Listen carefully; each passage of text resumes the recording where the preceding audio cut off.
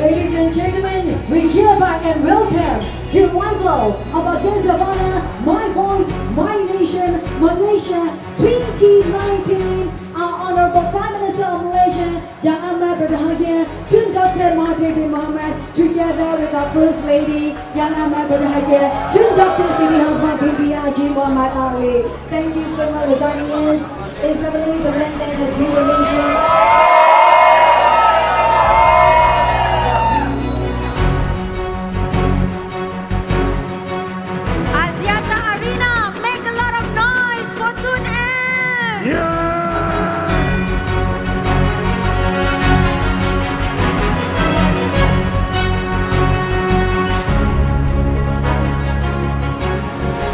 Ladies and gentlemen, please welcome our lovely para-athletes. Yes, you are our true champion. They are the stars. They are extraordinary achievers. If they can do it, who are we to say no? I would now like to invite Yang Amat Berhormat Tun Dr Mahathir, diiringi oleh Miss Sunny Lee, and also the chairman of Sunny Movement, Mr. Andrew Gold, and president of the Malaysia Canoe Association, Datuk Seri Megat Syariman Zaharuddin, to join Yang Berhormat Syed Saddiq di atas pentas ni for the mock check presentation from our very generous donors.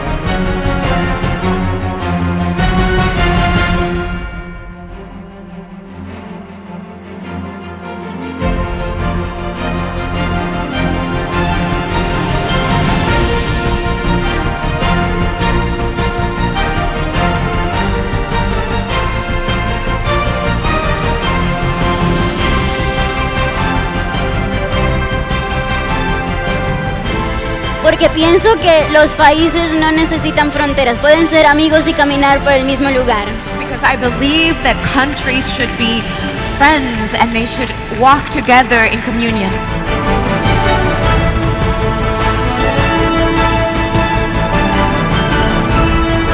Wow, sekali lagi tepukan yang gemuruh kepada Bapa Pemodenan Malaysia, Yang Amat Berhormat Tun Dr Mahathir.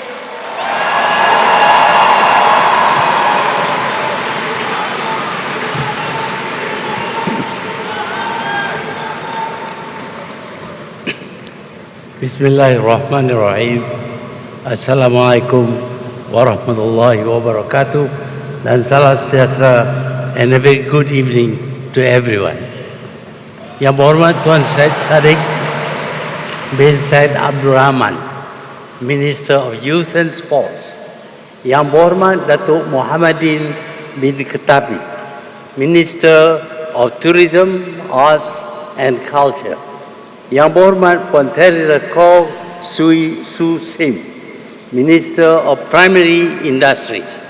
Mrs. Sunny Lee, Organizing Chairperson for My Voice, My Nation, Malaysia 2019. Distinguished guests, ladies and gentlemen, boys and girls. I am going to talk about myself today.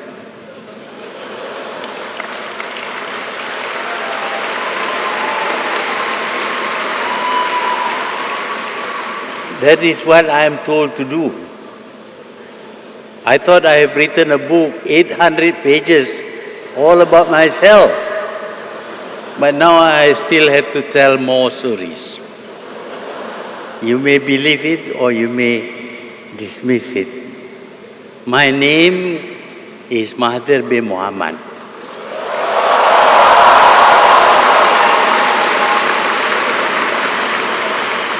What I'm going to tell you today is a brief story about myself. Although there are not many people of my generation left around to confirm my story,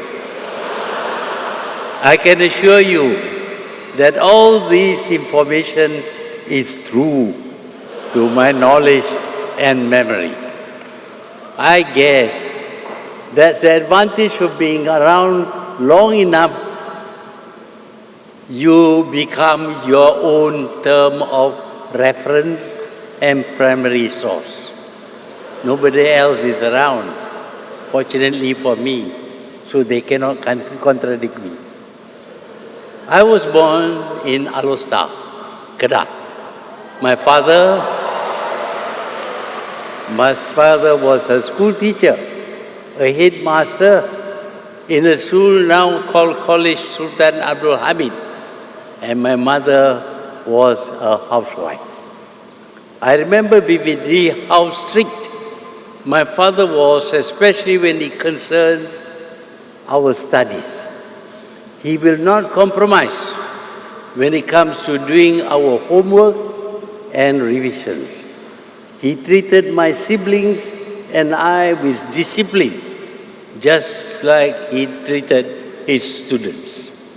On hindsight, I believe that what you see of me today is the result of that discipline and uncompromising stance on the importance of education.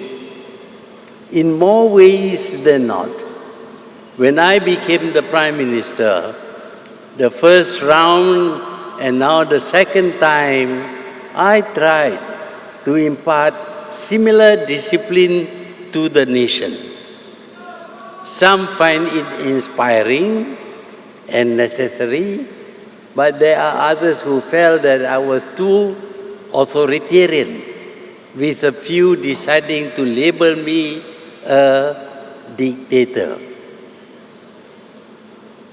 I didn't take to heart such labeling because I only imposed what I myself observed and followed. Hence the slogan, leadership by example, in which whatever I expect of my subordinates and government officers, I myself would have observed it first. Punctuality and respecting time. The spillover effect of the slogan is the punch card or clocking in for civil servants, which was introduced after I became the PM in 1981. Prior to that, there was a lot of complaints that civil servants were lacking in discipline and spent the better half of the morning in the office canteens, drinking coffee and smoking. The punch card ensured that they were in their seats on time, and what followed was the name tag that they had to wear at all times when in office. The idea was simple. Since they are dealing with the public, they must serve them to the best of their ability. And if they fail or choose to ignore the public that sought their assistance, then the public can identify the errant officer if they wish to lodge a complaint. So no hiding. All this may seem trivial, but today, while there are still errant, irresponsible civil servants, it is not the norm as it was before. On my part, all I did was to only expect others to do what I do. If I want others to work hard, I must work as hard, if not more. Similarly, if I want people to turn up on time, then I must be punctual. There is one thing I ask others to do which I will not do. I will not jump out of aeroplanes even if I am wearing a parachute. That is left to the experts. Again, all these things may sound petty, but respecting time is of the essence. After all, time and tide wait for no man. Some people who have failed to be on time when turning up for appointments with me in the past had probably got upset with me for not being a bit more flexible. I am somewhat more flexible today because of old age. Not because I do not take punctuality seriously, but due to the amount of work that needs to be done now. Numerous unscheduled meetings and appointments take place, eating into the time of scheduled appointments. Even then, there shouldn't be any excuse for tardiness. The logic is very simple. Let's say someone is scheduled to meet me at 11 a.m. for a 30 minutes appointment.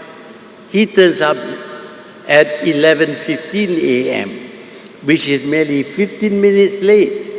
But there's someone who is scheduled to meet me at 11:30, and he was punctual.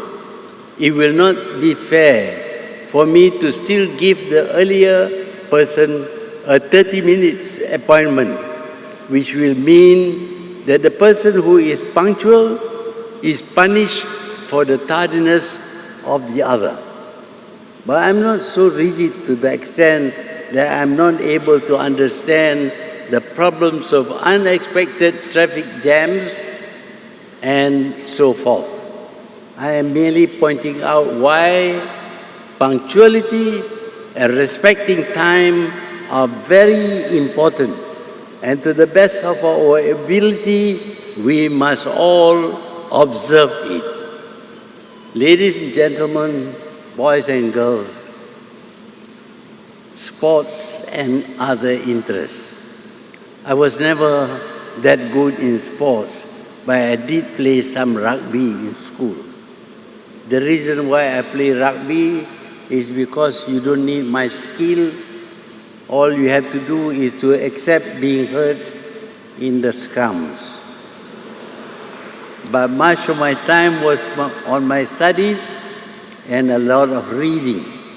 I do believe that physical activities and sports are important, and I took up horse riding when I was 60 years old. Of course, I don't get to ride much now due to lack of time.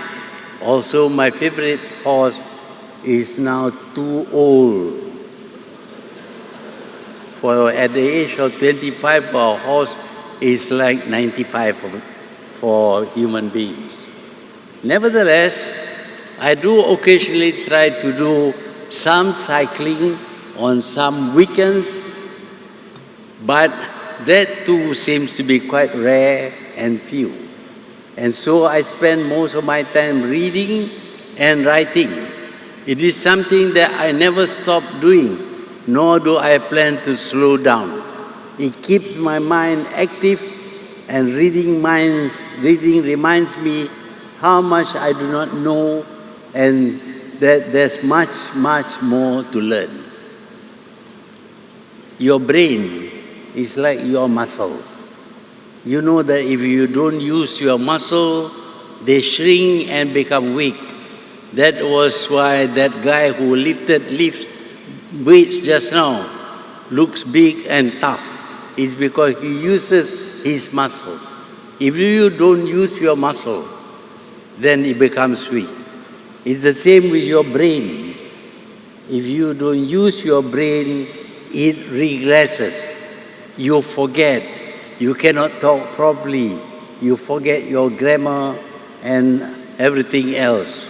So read, write, and talk, and argue with people.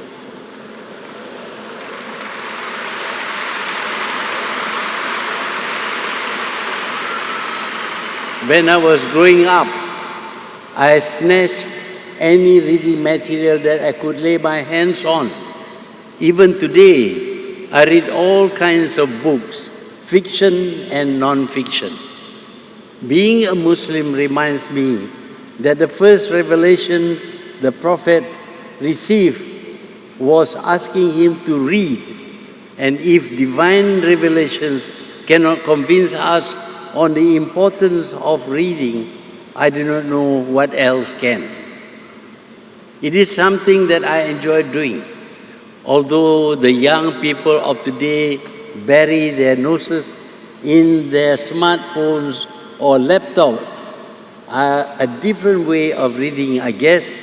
I still find reading books and having them physically in my hands, and the smell of the paper and the print is quite irresistible.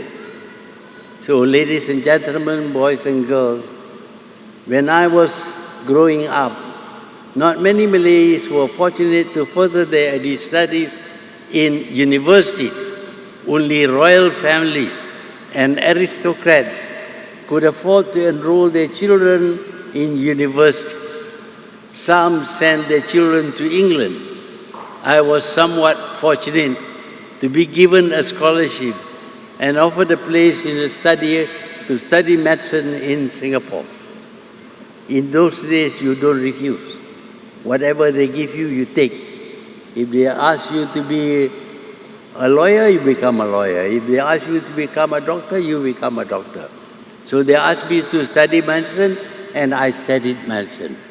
Medicine is never an easy course, but it can be very satisfying, especially when I became a doctor at a time when doctors were scarce and rural folks were not always able to get access to modern medicine.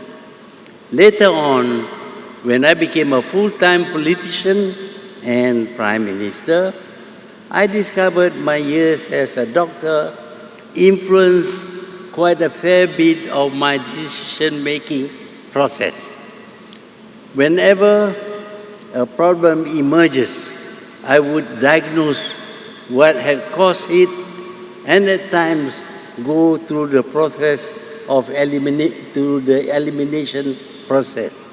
Once I've diagnosed it, I then proceed to look at what are the best options to remedy it.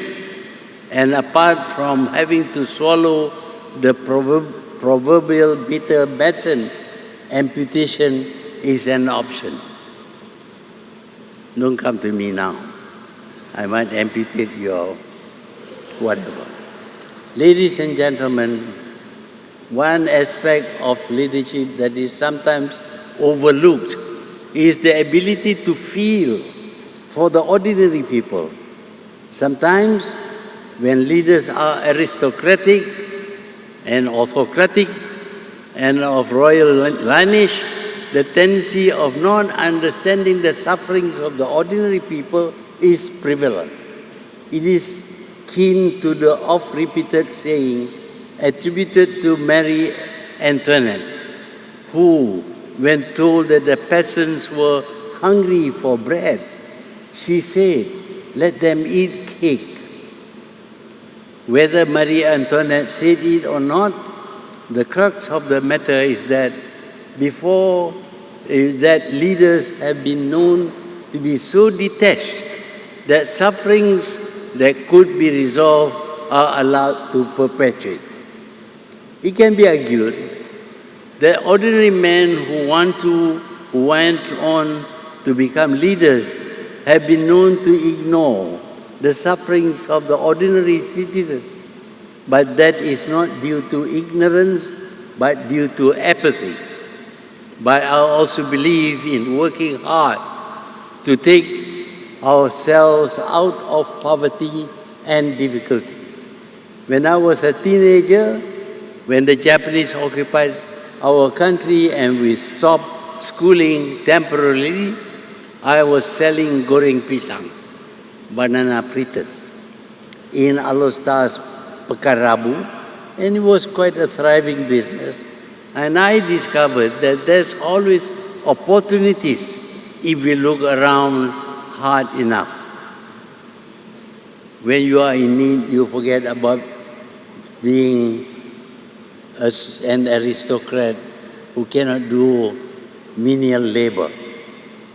When I got into the position of power, I realized that not everyone is capable of finding the opportunity, and sometimes those with power should assist them in finding their footing. But the principle of giving them the rod instead of the fish always stands. Ladies and gentlemen, boys and girls, it is said that behind every successful man there is a woman. Correction.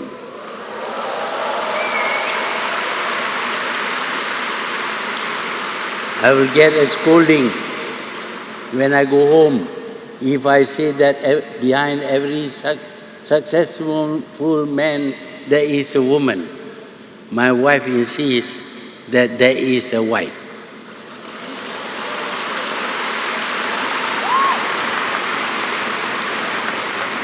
So you want some woman to be behind you? Marry her. I do not know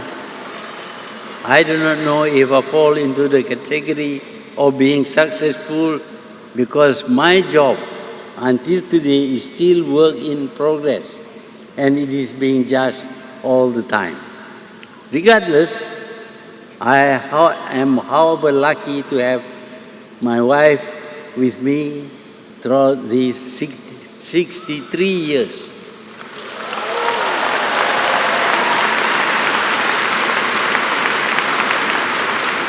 Although before that, she was my girlfriend. Well,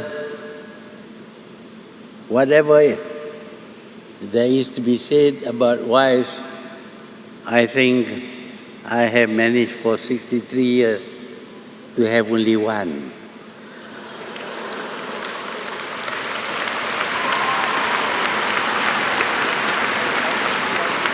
Of course, a lot of Muslims, Malays know that the Quran says you can marry 2, 3 or 4.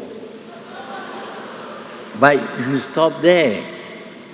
But the Quran went on to say, if you cannot be just to them, marry one.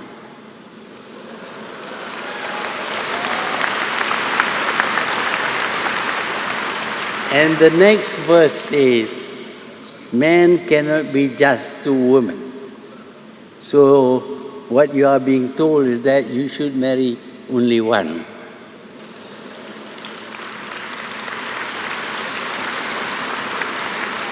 Yeah, my wife is also a doctor, which is definitely a bonus, as I am assured, especially at this stage in life, that I have a doctor by my side at almost all times, including in bed.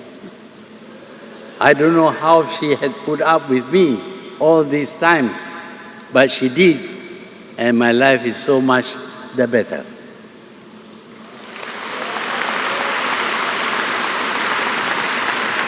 Ladies and gentlemen, boys and girls, it is my fervent hope that Malaysians, especially the younger generation, will be able to see and realize why we stood up against colonialism and fought for our independence.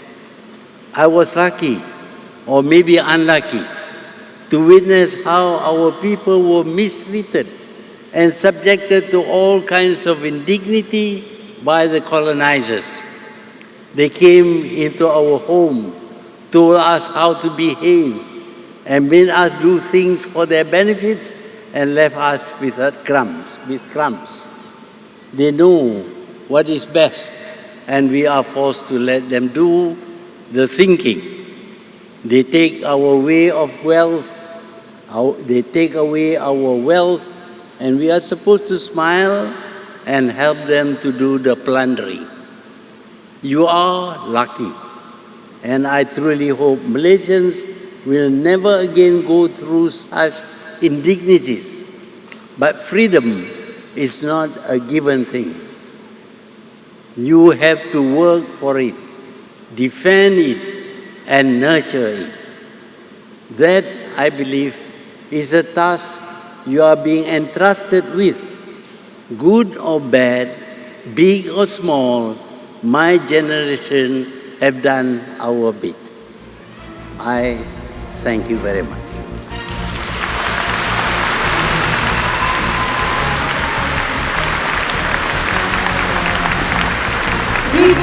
kasih kepada Yang Amat Berhormat Tun Dr Mahathir.